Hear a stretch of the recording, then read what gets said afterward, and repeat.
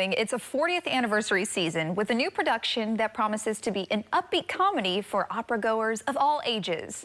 Here to discuss more is resident artist Emeritus Eugene Brancoveanu. Thank you so much, Eugene, for joining us today. Thank you so much for having us. Yes, we're very, very excited to talk about Opera San Jose and all the amazing things that you guys have coming up. So you're still celebrating your 40th anniversary. That's right. We're in the middle of it, and I'm not promising too much when I say Barber of Seville is just the perfect opera for anybody. And since yesterday was World Opera Day, which for us opera singers is every day is World Opera Day, and we're excited to be presenting this opera because you bring your children, they have a great time.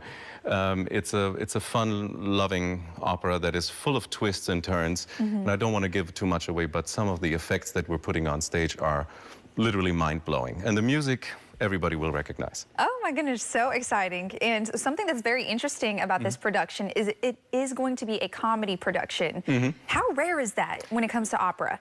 Usually, spoiler alert, in opera, someone dies usually.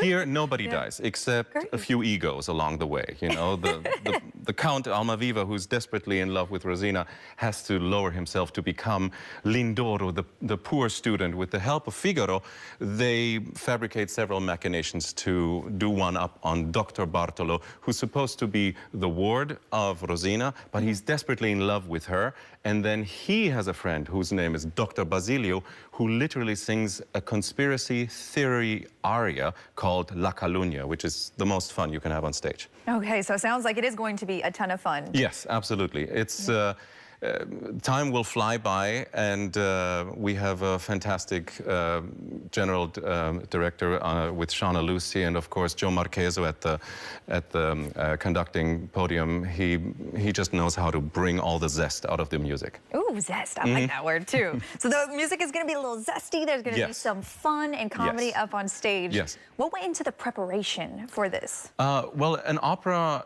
in the past, you would have a generous amount of time, and then you slowly work your way into the process. Over the decades and centuries, opera has picked up the speed to be at the speed of life nowadays. So usually within 2 weeks we put it together. Then we have what's called Tech Week at the theater, when you just skip sleeping altogether and you just live at the theater. And then we go into this rotation, and you build up like an Olympic runner will get stronger and stronger with each time they perform it, because not to forget, singing opera is without any amplification, so it's just the natural ability of your voice producing in the hall, and the vibrancy that can only be experienced from human ear to human voice creating that sound is so different than if you watch it on a screen or at home and on TV. You have to really be there to live it with us. All right. And Eugene, I love the way that you're describing it too, because for me, I'm not super familiar with opera, and maybe some of our viewers aren't as well. So I'm loving learning a little bit more about this. You mentioned you and as a performer, and this is very your natural ability. Yeah. Exactly. Singing is like an extension to us opera singers. Wherever we can and where they let us, we perform. If there was no opera house, we would probably be in an asylum on a hill far away.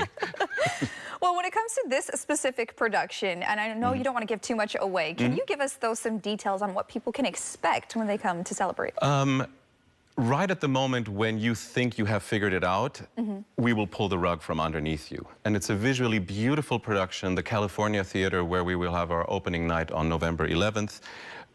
There's no bad seat in the house, so get your tickets and just be swept away by the beauty of the opera, because it's a feast for the eyes and the ears. And who are some notable names that people can expect to hear from? For example, we have Ricardo José Rivera singing the role of Figaro, Joshua Sanders being Almaviva, which is actually Lindoro, Nicola Adele Prince is our Rosina, Dale Travis is Dr. Bartolo, and the list goes on and on. We have a fantastic cast. And what about you? Will we be seeing you on the stage as well, Eugene? Not in this Barber, but I've sung Barber of Seville many times. As a matter of fact, in 1998, when I was a wee lad, at the Rossini Opera House that is named in his honor, I sang my very first Barber of Seville.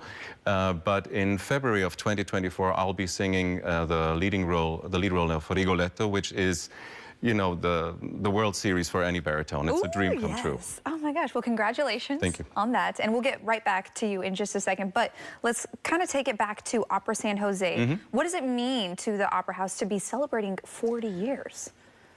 Any art form that is not directly in, let's call the mainstream, is of course constantly competing with them. And Irene Dallas had this dream of creating an opera house that was in the European style, building up young singers, really nurturing the talent.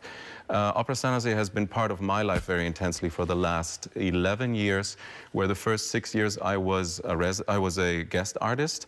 And then in 2019, I became a resident artist, and I've sung dozens of roles there, and it's become my artistic home. Well, I would, you know, I don't want to put you on the spot too much, but for our viewers, maybe you can give us a little taste I'd be delighted of you as a performer. Yes. So there's this famous line that Figaro sings where he talks about he is pure joy, and it just traverses through several registers. So if I may. Please do. So Figaro comes on stage and he goes, "Ah, che bel vivere, che bel piacere, che bel piacere.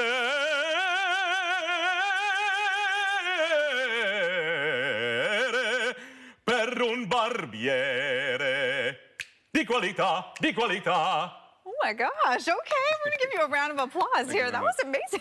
I love how you could just do it on the spot as well. Is that hard for you? Well, it's, as opera singers, I always like to think we're partially possessed and the exorcist hasn't arrived, so the demon is right there. Just ready to go, Yes, that's right? All right, so one thing that you would love for families and individuals alike to take away from this comedy production? I hope that, you know, the first time I watched anything on a stage was Phantom of the Opera, and I saw a TV production, and I thought I have to see it.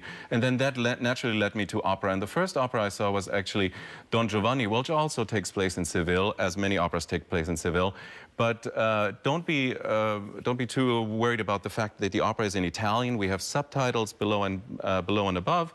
But most importantly, it's such an infectious thing to be sharing with your family and with people that are complete strangers to you. And just imagine you go to the best movie that you've ever seen, and you have a real strong connection to it, but you get to be on screen, live there with your favorite characters. That's actually a great way to describe it. So one last time, where can people find tickets and participate? You go to operasj.org or call the number 408-437-4450. And that's the box office, and they're open Monday through Friday, 9 a.m. to 5 p.m. Wonderful. Eugene, thank you so much. We appreciate My that pleasure. short little performance. Thank you so much. Thank you. Of course.